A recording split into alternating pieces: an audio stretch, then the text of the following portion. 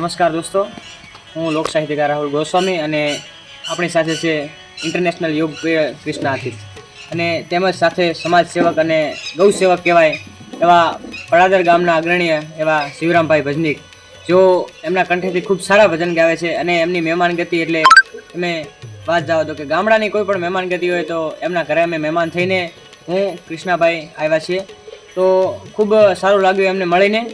તો હવે આપણે કૃષ્ણાભાઈને પૂછીશું. કૃષ્ણાભાઈ, આપણે શિવરામ बापू માટે બે शब्द. शिवराम भाई बहुत अच्छे, मतलब बहुत अच्छे, एक नेक इंसान है वो, गौ प्रेमी है और बहुत अच्छे भजनक भी है. और मुझे उनसे बहुत लागनी थी कि मैं एक बार उनसे मिलूं, इसके लिए आज हम आए हैं उनसे मिलने.